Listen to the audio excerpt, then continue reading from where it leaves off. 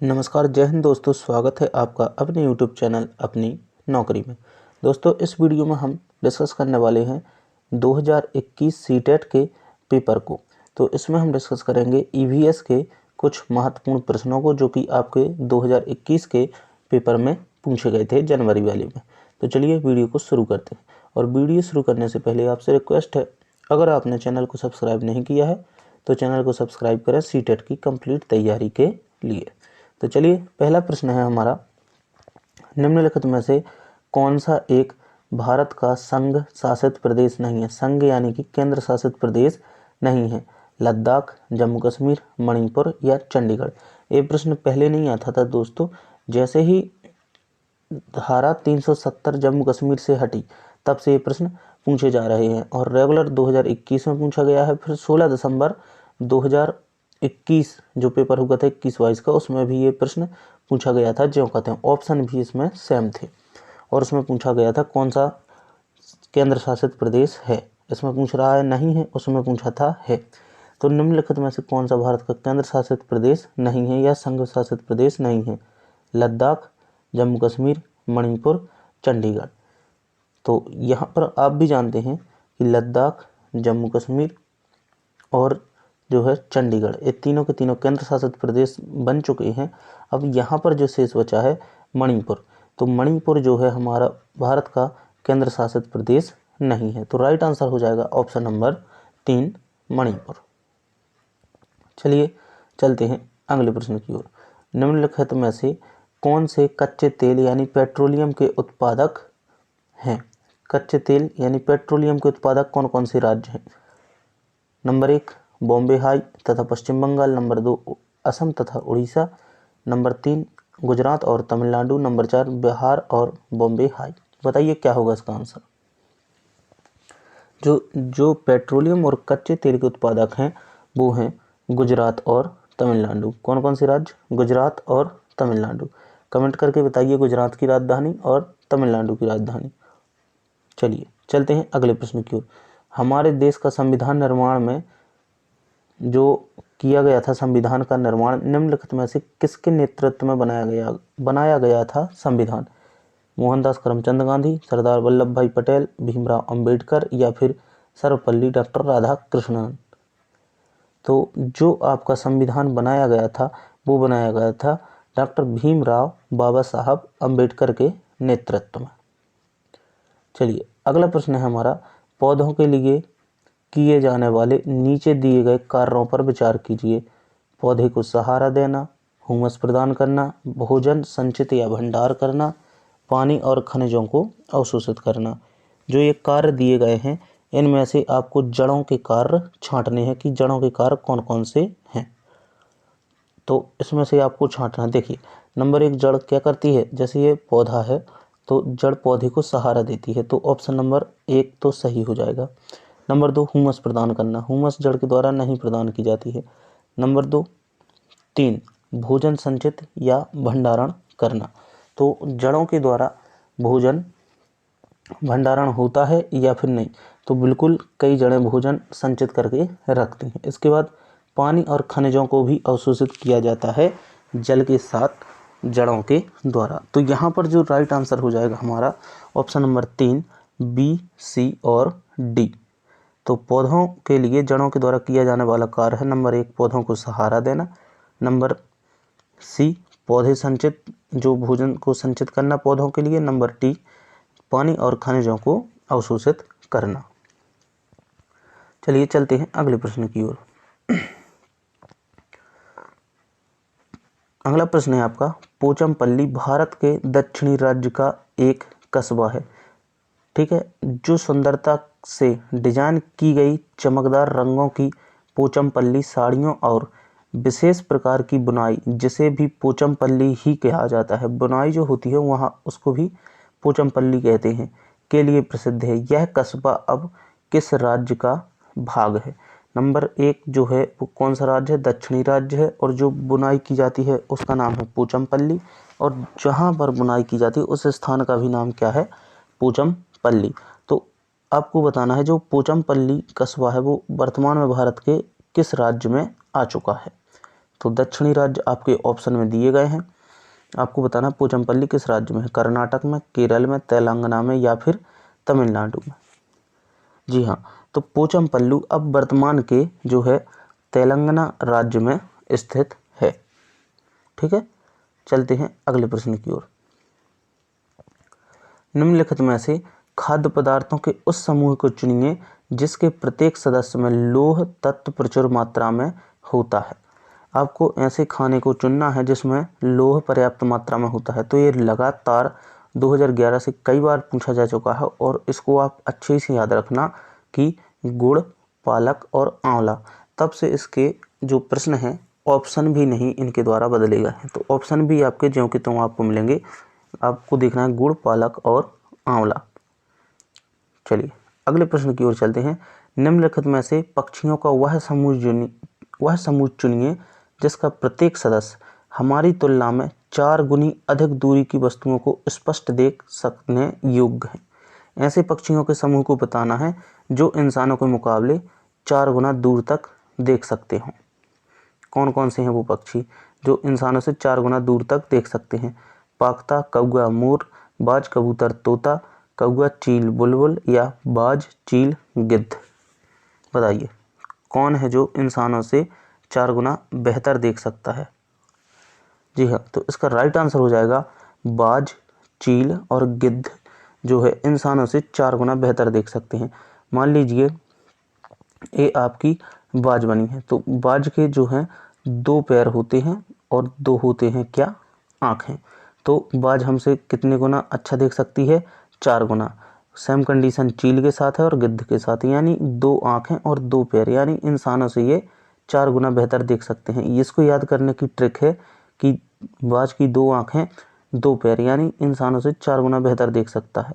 और इंसानों से 6 गुना बेहतर कौन देख सकता है? तो वो देख सकता है 4 पैर 2 आँखें, यानी कि जो है बाघ। कौन? बाघ। जानवरों में बाघ इंसानों से 6 गुना बेहतर देख सकता है। और अगर पक्षियों की बात की जाए तो चील, बाज और गिद्ध जो है वो इंसानों से 4 गुना बेहतर देख सकते हैं। कैसे याद रखेंगे? पक्षियों के 2 आँखें और 2 पैर यानी 4 गुना, और जानवरों के 4 पैर 2 आँखें यानी कि 6 गुना। ठीक है, चलते हैं अगले प्रश्न की ओर। नीचे दिए गए किस एक राज्य के ग्रामीण लोग अपने ढालू छत वाले लकड़ी के मकान मजबूत बांस के खंभों पर धरती से 3 से 3.5 मीटर की ऊंचाई पर बनाते हैं? ऊंचाई पर क्यों बनाते हैं इसका भी आपको रीजन बताना है। एक राज्य है जहाँ के ग्रामीण जो हैं वो बांस के खंभों पर अपने इस प्रकार से घर बनाते हैं और बांस के खंभों की ऊंचाई 3 से 3.5 मीटर तक की होती है। कौन से राज्य के हैं बताइए? तो इसका जो राइट आंसर हो जाएगा वो हो जाएगा आपका असम। कौन सा राज्य हो जाएगा? असम। असम की राजधानी क्या होगी? असम की राजधानी होगी दिसपुर। ऐसा क्यों किया जाता है यहाँ के लोगों द्वारा? तो देखिए, आप जब भी पढ़ते हैं तो आपको मालूम होगा कि जो वर्षा सबसे ज़्यादा भारत में जब वर्षा दर्ज की जाती है तो वो असम के मानसराम में दर्ज की जाती है। तो भारी बारिश के चलते यहाँ के जो लोग हैं वो अपने घर 3 से 3.5 मीटर ऊंचाई पर बनाते हैं बांस के खंभों पर, ताकि वर्षा के पानी से इनका जल जीवन प्रभावित ना हो। ठीक है, जो इनका जीवन है वो प्रभावित ना हो, और ऊंचाई पर बनाते हैं ताकि वर्षा का पानी इनके घरों में प्रवेश ना कर सके। ठीक है, चलिए चलते हैं अगले प्रश्न की ओर। अगला प्रश्न है, भारत के मानचित्र में दिल्ली की स्थिति के सापेक्ष गांधीनगर यानी गुजरात की राजधानी और पटना बिहार की राजधानी की दिशाएं क्रमशः है। यानी कि दिल्ली से अगर आपको गांधीनगर जाना है तो पहले किस दिशा में, फिर किस दिशा में जाएंगे, और अगर दिल्ली से ही आपको पटना जाना है यानी बिहार की राजधानी तो पहले किस दिशा में, फिर किस दिशा में जाएंगे। तो देखिए, जो भारत का नक्शा है उसमें ऊपर की जो स्थिति है वो आपकी उत्तर है, नीचे की ओर दक्षिण है, और इस साइड आपका क्या है? पूरब है, और इस साइड पश्चिम है। तो आपकी दिल्ली यहाँ पर स्थित है, और दिल्ली से आपको कहाँ तक आना है? दिल्ली से आपको आना है कहाँ तक? गांधीनगर गुजरात। गांधीनगर गुजरात आपका यहाँ स्थित है। तो पहले आप चलेंगे दक्षिण की ओर, फिर आप चलेंगे पश्चिम की ओर। पहले चलेंगे दक्षिण की ओर, फिर चलेंगे पश्चिम की ओर। यहाँ पर ए ऑप्शन आपका मैच हो रहा है। इसके बाद आपको कहाँ पर चलना है? इसके बाद आपको चलना है कहाँ? दिल्ली से पटना की राजधानी, बिहार की राजधानी पटना। तो दिल्ली से आप पहले चलेंगे दक्षिण में, ठीक है, दक्षिण में चले, फिर चलेंगे आप कहाँ? पूर्व में।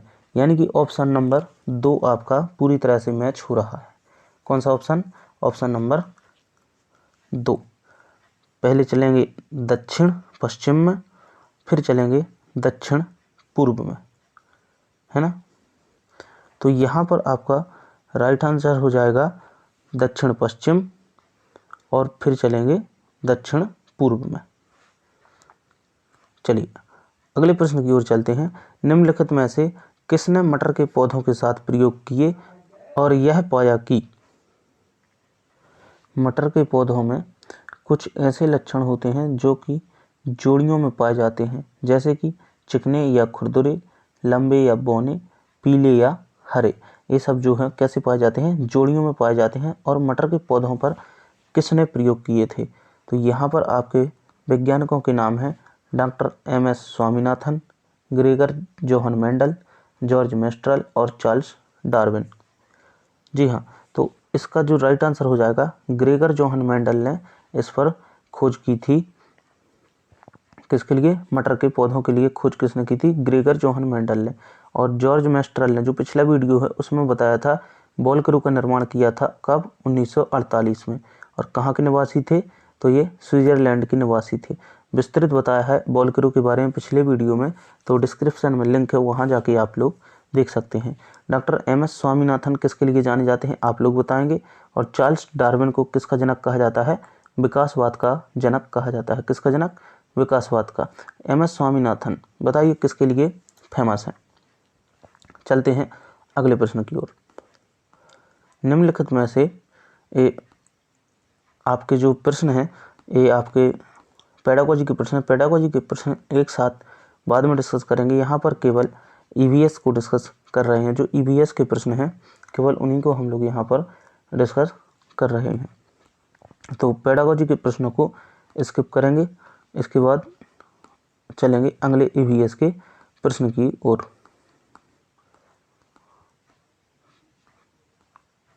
तो यहाँ पर आपका प्रश्न क्रमांक 86, 15 प्रश्नों को स्किप करेंगे पेडागोजी के, वो बाद में डिस्कस करेंगे। नीचे दिए गए कौन से एक राज्य में तुरंग का अर्थ है जंगल? तो यही सेम प्रश्न थोड़ी सा बदल के रिपीट हुआ है 16 दिसंबर 2021 के पेपर ऑनलाइन वाले में। तो यहाँ पर प्रश्न पूछ रहा है कि कौन से एक राज्य में तुरंग का अर्थ है जंगल और किस भाषा में है? तो यहाँ पर जो राइट आंसर हो जाएगा वो हो जाएगा झारखंड की जो एक भाषा है, उसके वहाँ एक भाषा चलती है और उस भाषा का नाम है कुड़ुक। भाषा का क्या नाम है? कुड़ुक। और कुड़ुक भाषा में तुरंग का अर्थ होता है जंगल। क्या अर्थ होता है? जंगल। तो यहाँ पर कह रहा है कौन से राज्य में तुरंग का अर्थ होता है जंगल? तो झारखंड राज्य में कुड़ुक भाषा में तुरंग का अर्थ होता है जंगल। ठीक है, चलिए अगले प्रश्न की ओर चलेंगे। प्रश्न क्रमांक 87 है। प्रश्न पत्र की PDF को ही ले रखा है यहाँ पर, तो प्रश्न को आप पढ़ते जाना, एक बार में पूरा प्रश्न आ नहीं रहा है। मान लीजिए आपका घर X पर स्थित है तथा आपका विद्यालय Y पर स्थित है। यद्यपि आपका विद्यालय ठीक सामने है, परंतु बीच में व्यस्त राजमार्ग होने के कारण आप सीधे नहीं जा सकते। अतः पहले आप ठीक दक्षिण में 125 मीटर दूर जाते हैं, फिर ठीक पूर्व में 100 मीटर लंबा सुरंग पथ पार करते हैं और अंत में आप ठीक उत्तर में 125 मीटर की दूरी तय करते हैं और Y पर अपने विद्यालय पहुंचते हैं। Y पर विद्यालय के सापेक्ष X पर आपका घर कहाँ स्थित है? तो इसको आप लोग एक बार ड्रॉ करेंगे तो इसका आंसर आ जाएगा। तो यहाँ से देखिए, यहाँ से आप व्यस्त राजमार्ग होने के कारण सीधे नहीं जा सकते, अतः X जो आपका है वो क्या है? X आपका घर है और ठीक दक्षिण में 125 मीटर दूर जाते हैं। तो X आपका घर है, 125 मीटर दूर गए आप दक्षिण में। इसके बाद क्या करते हैं? फिर ठीक पूर्व में 100 मीटर लंबा सुरंग पुल पार करते हैं। तो यहाँ पर जो आपका है x है यानी 125 मीटर, फिर 100 मीटर लंबा आप जाते हैं किस ओर, ठीक पूर्व में। इसके बाद अंत में आप ठीक उत्तर में यानी उत्तर में इस साइड को 125 मीटर की दूरी तय करते हैं। तो यहाँ पर आप y पर अपने विद्यालय पहुँच जाते हैं। तो आपको बताना है y पर विद्यालय के सापेक्ष x पर आपका घर कहाँ स्थित है। तो विद्यालय के सापेक्ष आपका घर कहाँ स्थित है, नीचे आपके ऑप्शन है। आपने यहाँ पर देख लिया कि y के सापेक्ष 100 मीटर की दूरी पर आपका जो घर है वो कहाँ पर है, 100 मीटर की दूरी पर किस दिशा में है। तो वो आपका हो जाएगा किस दिशा में, जी हाँ, राइट आंसर है आपका 100 मीटर ठीक पश्चिम में। किस में, 100 मीटर ठीक पश्चिम में, क्योंकि आपका जो घर है वो x पर था। पहले आप ठीक दक्षिण में चलते हैं, तो दक्षिण में चले आप, फिर इसके बाद आप चलते हैं किस ओर, प्रश्न में यहाँ पे आप देख लीजिए एक बार फिर से कि पहले आप चलते हैं दक्षिण में 125 मीटर, फिर आप चलते हैं पूर्व में कितने, 100 मीटर, फिर आप उत्तर में चलते हैं कितने, 125 मीटर, फिर आप चलते हैं। तो यहाँ पर जो दूरी है आपकी वो y के सापेक्ष x पश्चिम में है 100 मीटर की दूरी पर। तो यहाँ पर राइट आंसर आ जाएगा आपका ऑप्शन नंबर 3, 100 मीटर ठीक पश्चिम में। चलिए चलते हैं अगले प्रश्न की ओर। अगला प्रश्न है, नीचे दिए गए कौन सा कथन मधुमक्खियों के छत्तों के विषय में सही नहीं है। प्रत्येक छत्ते में एक रानी मक्खी होती है जो अंडे देती है, बिल्कुल सही है। अनीता की मधुमक्खियाँ कक्षा 4 के पाठ से ये लिए गए हैं और पिछले वीडियो में हम इसके बारे में भी विस्तृत जानकारी आपको दे चुके हैं। यानी प्रत्येक छत्ते में एक रानी मक्खी होती है, सही है। और नर मक्खियाँ छत्तों के लिए अत्यंत आवश्यक होती हैं। जिसने पढ़ा होगा अच्छे से कल वाला वीडियो उसको पता होगा आवश्यक होती हैं या फिर नहीं। छत्ते में बहुत सारी काम करने वाली मक्खियाँ होती हैं और छत्ते में केवल कुछ नर मक्खियाँ होती हैं। तो आपको बताना है कौन सा कथन सही नहीं है। देखिए, तो यहाँ पर जो है प्रत्येक छत्ते में एक रानी मक्खी होती है जो अंडे देती है, ये बिल्कुल सत्य है। और छत्ते में बहुत सारी काम करने वाली मक्खियाँ होती हैं, ये भी सही है। और छत्ते में केवल कुछ नर मक्खियाँ होती हैं, ये भी सही है। लेकिन नर मक्खियों के छत्तों के लिए अत्यंत आवश्यक है, ये प्रश्न जो है ये गलत है। कथन बिल्कुल भी महत्वपूर्ण नहीं है आपकी नर मक्खियाँ छत्ते में। तो ये ऑप्शन आपका गलत हो जाएगा। यहाँ पर गलत ही सही था, इसलिए ऑप्शन नंबर 2 इसका राइट आंसर हो जाएगा। चलते हैं अगले प्रश्न की ओर। आज हम मिर्ची के बिना भोजन की कल्पना भी नहीं करते। इसे व्यापारी हमारे देश में कहाँ से लाए थे। अफगानिस्तान से, इंग्लैंड से, दक्षिण अमेरिका से या फिर दक्षिण अफ्रीका से। बताइए इसका आंसर क्या होगा। जी हाँ, तो इसका आंसर हो जाएगा आपका ऑप्शन नंबर 3, दक्षिण अमेरिका से मिर्ची हमारे देश में आई थी। और एक कविता भी एनसीईआरटी में मिल जाएगी, मैं किसी दिन इस पर अलग से वीडियो बनाऊंगा। आलू मिर्ची चाय जी कौन कहाँ से आए जी, दक्षिण अमेरिकी मिर्ची रानी मसालों की है पटरानी। इस प्रकार से आप इसको याद कर सकते हैं कि दक्षिण अमेरिकी मिर्ची रानी मसालों की है पटरानी। तो इस प्रकार से हमने यहाँ पर कुल 15 प्रश्नों को डिस्कस किया है और उम्मीद करते हैं आपको ये वीडियो पसंद आया होगा। वीडियो पसंद आया हो तो वीडियो को लाइक और चैनल को सब्सक्राइब जरूर करें इसी तरह के और वीडियो पाने के लिए। मिलते हैं अगले वीडियो में। जय हिंद।